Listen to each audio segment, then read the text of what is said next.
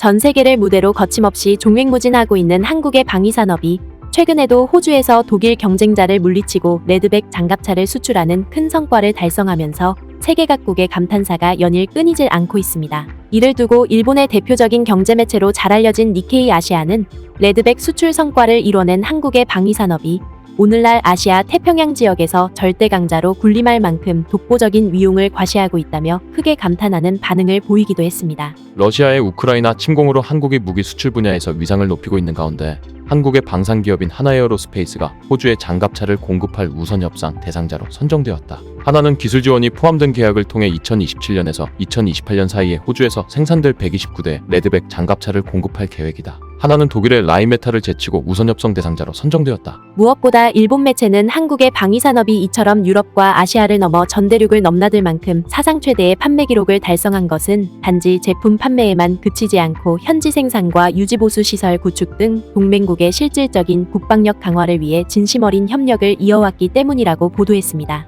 실제로 이 매체는 하나가 이미 호주에서 K9 자주포를 생산하고 있는 만큼 이번에 계약이 체결된 레드백 또한 호주에서 생산함으로써 호주의 국방력 강화는 물론이고 호주의 일자리 창출에도 크게 기여하는 상황이 전개되고 있다고 보도했습니다. 따라서 이 매체는 동맹국과 진심 어린 방위협력을 추진하는 한국 기업들에 대해 전 세계 각국에서 연일 극찬이 끊이질 않을 뿐더러 존재감 또한 나날이 높여가고 있다고 보도했습니다. 러시아의 우크라이나 침공 이후 국방력을 강화한 유럽 국가들로부터 한국 무기 수주가 쏟아졌다. 서울은 동남아시아와 호주의 민주주의 국가들에게 무기 공급국으로서의 존재감을 높이고 있다. 그리고 한국 방위산업의 이 같은 막강한 위용이 절대 허언이 아니라는 것을 입증하듯이 최근 유럽 대륙에서도 한국제 방산무기를 도입하려는 움직임이 거세지고 있는 가운데 특히 체코와 리투아니아의 행보가 심상찮아 보인다며 미국 매체가 이를 대서특필하면서 독일 정부를 아연실색해하고 있는 상황입니다. 미국의 외교 전문 매체인 폴리티코는 러시아의 우크라이나 침공 과정에서 다른 서방 국가들과 달리 우크라이나 지원에 미온적인 태도를 보였던 독일이 결국 한국과 폴란드의 대규모 방위 동맹과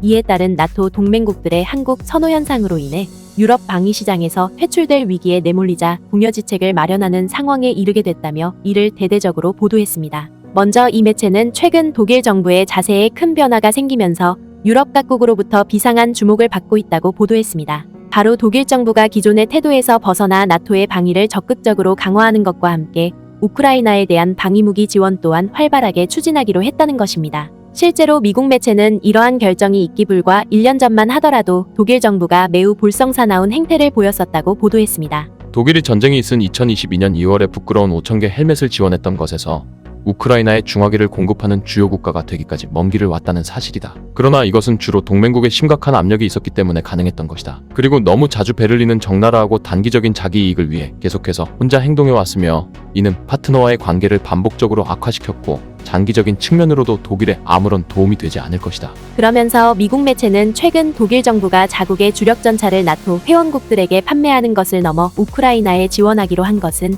독일이 새로운 교훈을 얻었다는 것을 반증해주는 놀라운 결과라고 보도했습니다. 이 계약은 절실히 필요한 좋은 소식을 약속할 뿐만 아니라 베를린이 팀플레이어처럼 생각하기 시작했음을 보여준다. 특히 이 매체는 당장 레오파르트2 전차를 생산하는 KMW만 하더라도 독일 정부의 이 같은 방침에 따라 나토 회원국들에게 단순히 레오파르트2 전차를 판매하는 것이 아닌 나토군의 상호 운용성을 위해 공통 플랫폼 및 통합 공급망과 유지보수를 위한 네트워크를 구축하게 될 것이라고 보도했습니다. 따라서 이 매체는 KMW가 이 같은 기조에 발맞춰 지난주에 유럽 각국을 상대로 레오파르트2 주문을 받기 시작했는데 독일 정부가 집계한 바에 따르면 체코와 리투아니아가 각각 77대와 54대를 주문했고 이탈리아와 네덜란드 또한 각각 133대와 수십 대를 주문할 것으로 예상된다고 보도했습니다. 결정적으로 체코와 리투아니아는 차체 및 탱크 생산 라인을 유치할 것으로 기대하고 있으며 이탈리아는 자체 주문에 대한 유사한 협정으로 혜택을 받을 가능성이 높다. 그러면서 이 매체는 이번 주문에 대한 기본 계약이 2023년 후반이나 2024년 초에 시작될 것으로 예상되는데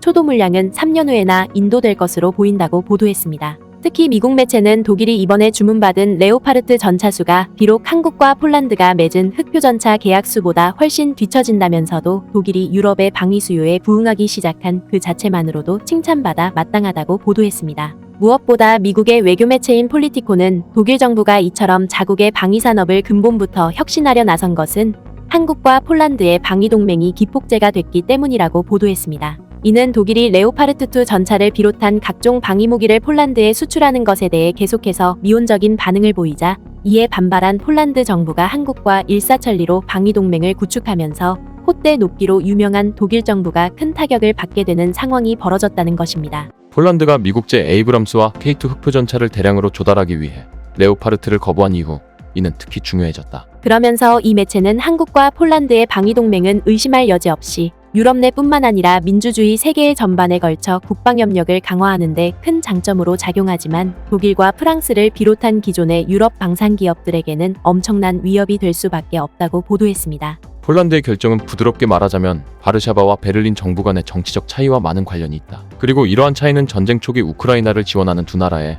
매우 다른 접근법에 의해 악화되었다. 그도 그럴 것이 당장 폴란드 정부만 하더라도 전쟁 초기부터 자국의 군사물자를 총동원해 우크라이나 지원에 전면적으로 나선 반면에 독일 정부는 처음부터 소심한 반응을 보인 것과 더불어 우크라이나 지원에 대해서도 대단히 소극적인 자세를 보였다는 것입니다. 이는 우크라이나의 서구식 주력 전차를 공급하는 것을 둘러싼 오랜 싸움으로 확대된 입장이었고 오히려 베를린은 파트너들이 레오파르트를 보내는 것은 고사하고 레오파르트를 보내는데 필요한 재수출 면허마저 차단했다. 독일 정부와 주요 무기 제조기업들은 파트너가 자체 생산에 사용할 최신 기술을 제공하는 것을 꺼리는 것처럼 보였고 어떤 거래를 통해서든 대부분의 재정적 이익을 지키겠다는 의지를 굳힌 것처럼 보였다. 하지만 미국의 외교 매체인 폴리티코는 독일의 이 같은 태도와 달리 한국 기업들은 유럽 시장을 석권하는 차원을 넘어 협력 국가의 국방 강화를 위해 전력 투구를 마다하지 않는 모습을 보이면서 유럽 각국을 크게 감탄케 했다고 보도했습니다. 이와는 대조적으로 한국은 폴란드의 기술 이전 및 상당량의 생산시설을 배치함으로써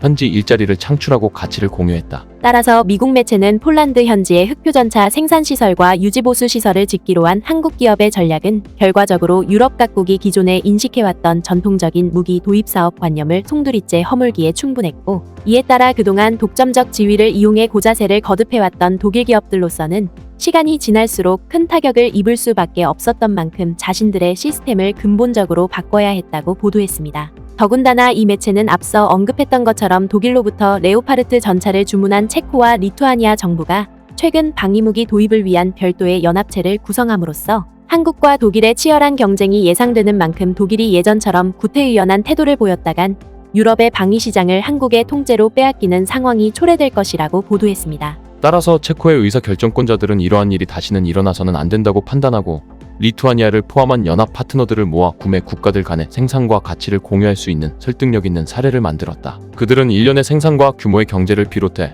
더 높은 월간 배송률과 전반적인 주문 증가와 같은 경제적 이점뿐만 아니라 한국과 KMW의 경쟁자들이 좋은 거래를 제한할 수 있는 의지를 강조했다. 그러면서 미국 매체는 한국 기업의 거침없는 도약으로 인해 유럽 각국의 무기 도입 사업에 큰 변화의 바람이 불고 있는 만큼 당장 발등에 불 떨어진 독일 기업이 이를 잘 대응해 나갈 수 있을지 귀추가 주목된다고 보도했습니다. 결국 미국 매체의 이러한 보도는 창의와 혁신을 통해 성장의 발판을 마련하기보다 오히려 이와 정반대로 과거의 방식에만 머문 채 미래로 나아가는 혁신을 주저할수록 더 암담한 성적표를 받아들 수밖에 없다는 것을 잘 입증해주고 있습니다. 분해스북 영상을 유익하게 보셨다면 구독과 알림 설정 부탁드리겠습니다.